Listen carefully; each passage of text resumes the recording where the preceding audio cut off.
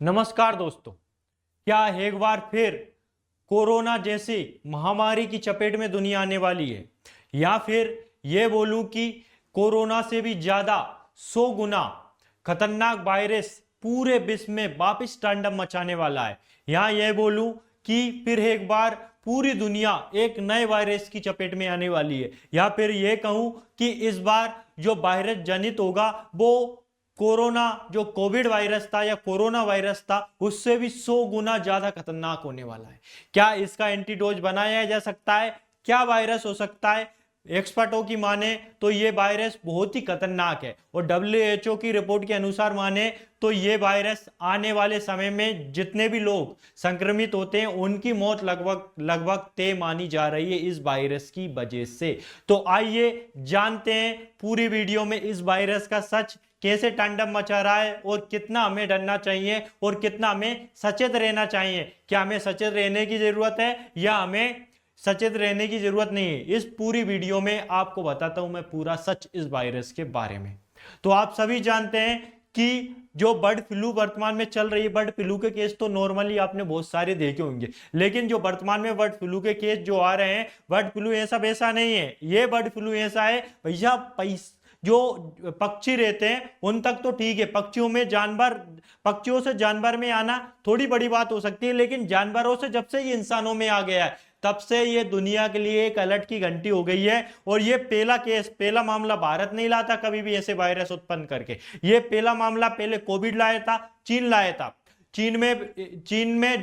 चीन में भी ये माना गया, पूरे दावे सही ठहराए नहीं गए थे कि चीन में केवल ये वायरस माना गया है और चीन की लैब से ही उत्पत्ति हुई है। उस वायरस की उत्पत्ति जो मानी गई थी वो मानी गई थी चमदागढ़ जो होता है उससे मानी गई थी। तो कहीं ना कहीं पक्षियों से ही वायरस का जन्म होता है और पक्षियों के माध्यम से ही फिर क्या होता है, जानवरों में जाता है, जानवरों से इंसानों में आता है। ऐसी कुछ घटनाएं वर्तमान में देखने को आपको मिल रही हैं।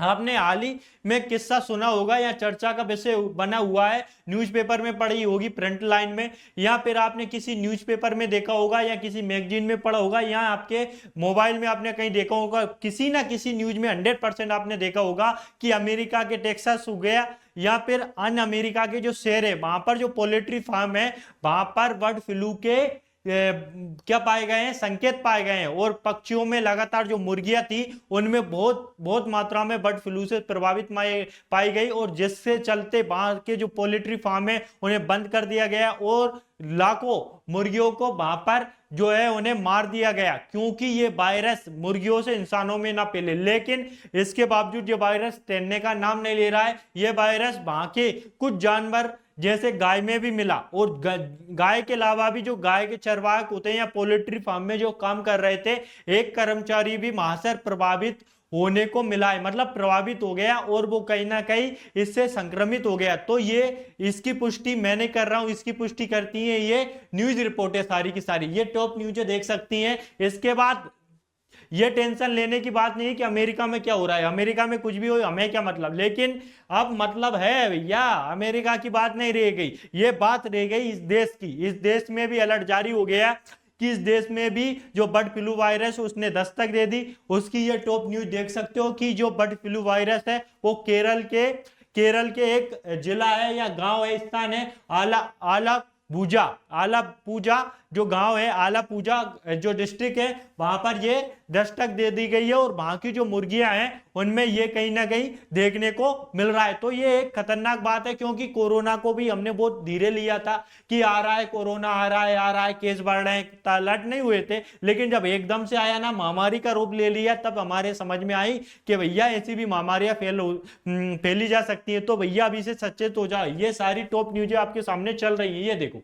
ये बाकी है, ये सारी टॉप न्यूज़ जो है यही बता रही है केरल में बर्ड फ्लू फैला, 21,000 पक्षी मारे गए, प्रशासन का 8 दिन में 3500 पक्षी मारे गए, जिला प्रशासन आलापुरा जिला में। ये सारी टॉप न्यूज़ आपके सामने चल रही हैं, ये देख सकते हो। डाउन टू अर्थ ने भी इसके लिए 1000 of ducks to be culled Alampura after report of confirm cases, मतलब एक ये रिपोर्ट कंफर्म होने के बाद वहां पर बहुत सारी बतखों को मार दिया गया। इकोनॉमिक्स कोर कंसर्न ने भी लिखा है WHO human cases and bird flu. WHO भी भैया बहुत कंसर्न में आ गया है और WHO भी लगातार इसकी चेतावनियां दे रहा है और विश्व को जागृत कर रहा है कि भैया जाग जाओ, क्योंकि WHO के अनुसार ये कहीं ना कहीं आप जो मांस खाते हो ना, मांस जो अंडे मांस खा रहे हो रात दिन लगे तेरे की जीव हत्या करने, उसमें भी मिला गया है। और अगर आपने सही से भूंज के नहीं खाया ना, खा भी रहे हो ना अच्छे सही से भूंज के नहीं खाया ना, तो निश्चित रूप से आप इसके शिकार होने वाले हैं। और ये यहां तक तो ठीक है, मांस खाने वाले तो ठीक है, लेकिन ये दूध में भी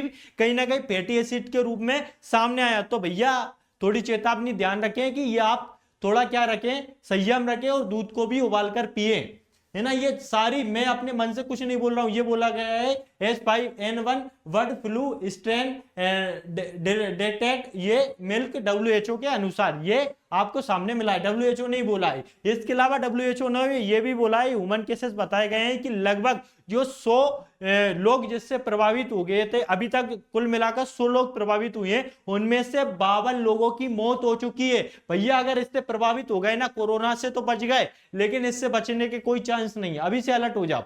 ये आप देख सकते हो, ये है भारत का मैप जिसमें ये केरल है, केरल में ये आलापुजा जो डिस्ट्रिक्ट है, आलापुजा जो डिस्ट्रिक्ट है वो यहाँ पर है, ये देख सकते हो, ये वहां पर जो डिस्ट्रिक्ट है, वहां की जो ये बतख है उनको मार दिया गया है। तो मैं यहाँ पे बता दूं कि ये H5N1 बर्ड फ्लू का एक वायरस होता है, बर्ड फ्लू नाम का एक वायरस होता है H5N1, जो 4 कैटेगरी होती है इसकी, A, B, C और D। ये एक कैटेगरी का वायरस है जिसमें आप इसमें रखे जाते हैं पशु पक्षी और जानवरों को रखा जाता है, लेकिन बाकी कैटेगरियों में अलग अलग को बांटा गया है, वो अपना आप समझ लेना। लेकिन मायने ये है कि ये पशु पक्षी और जानवरों में जब पाने वाला कोई भी वायरस अगर इंसानों में देखा जा रहा है तो कहीं ना कहीं ये बहुत खतरनाक होने वाला है भैया। मतलब एक बार फिर त्रासदी आ सकती है, महामारी आ सकती है। इससे पहले कि महामारी आए आप सब सचेत रहें, जो पशु पक्षी हैं उनसे थोड़ी बहुत दूरी बनाए रखें, या दूरी नहीं बनाए रखें तो उन्हें साफ सुथरी जगह पर रखें। अगर वो आपके पशु पक्षी बीमार हो रहे हैं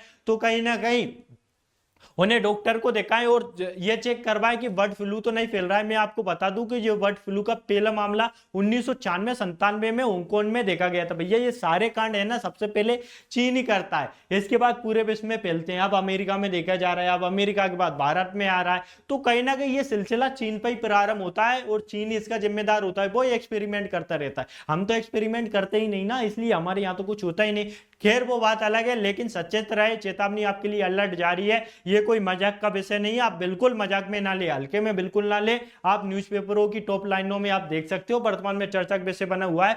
कब अगर ये तेजी से फैलने लग गया तो भैया कब ये मानवों में फैलने लग जाएगा और मानव प्रभावित हो गए तो अभी तक इसका एंटीबायोटिक नहीं बन पाया है सही से जो आप पे बचा सके। तो फिलहाल सतर्क रहे। इसके लक्षण आपको देखने को मिले तो आप, जैसे खांसी हो रही है, सांस लेने में दिक्कत आ रही है, डायरिया हो गया, नाक बह रही है, बुखार आ रही है, या सिर दर्द हो रहा है, गले में दिक्कत आ रही है, मांसपेशियों में दिक्कत आ रही है, ये सारे इसके लक्षण हो सकते हैं। और भी देख सकते हैं, बुखार, खांसी, सिर दर्द, उल्टियां या सांस लेने में दिक्कत, गले में थकान, ये सारी इसके लक्षण हैं। अगर आपको ये सिस्टम नजर आ रहे हैं आपके अंदर तो बिल्कुल नजदीकी डॉक्टर या चिकित्सा के पास जाएं और आपका चेकअप करवाएं, क्योंकि ये मजाक का विषय नहीं है, कतई मजाक का विषय नहीं है। आप अलर्ट रहें और अलर्ट रहकर देश की सुरक्षा आपके हाथों में है, क्योंकि अगर एक भी इंसान प्रभावित हुआ तो एक से दूसरा होने में टाइम नहीं लगता। हालांकि अभी तो ये स्थिर है, ज्यादा दिक्कत नहीं है। केरल में केस देखने को मिले हैं तो ज्यादा टेंशन लेने की दिक्कत नहीं है, लेकिन टेंशन का विषय फिर भी अपनी जो सुरक्षा अपने हाथों में है। आप जहां भी कहीं निकले तो मास्क पहनकर निकले वापस आप, क्योंकि वापस कोविड जैसी महामारी की चपेट में एक बार और भारत आने को तैयार नहीं है। अर्थव्यवस्था को बहुत बड़ा डैमेज लगता है, होता है, और कहीं ना कहीं आपके काम भी प्रभावित होते हैं। तो मेरी सभी देशवासियों से निवेदन है कि आप सभी इससे सचेत रहें। जो मांस मछली खा रहे हैं उसके भूंजकर खाएं या फिर खाना ही छोड़ दें। इसके अलावा आप दूध को भी गर्म कर कर पिए। इसके अलावा आप अच्छे से हाथ मले या अच्छी चीजें खाएं जिससे आपका इम्यूनिटी सिस्टम बूस्ट हो सके, बढ़ सके, और जानवरों से थोड़ी बहुत दूरी बनाए रखें। खास करके संक्रमित जानवरों से जो बीमार हो जाते हैं उन्हें तुरंत डॉक्टर के पास ले जाएं। तो आज का लेक्चर यहीं पे समाप्त करते हैं। जय हिंद, जय भारत। मिलते हैं एक नई वीडियो।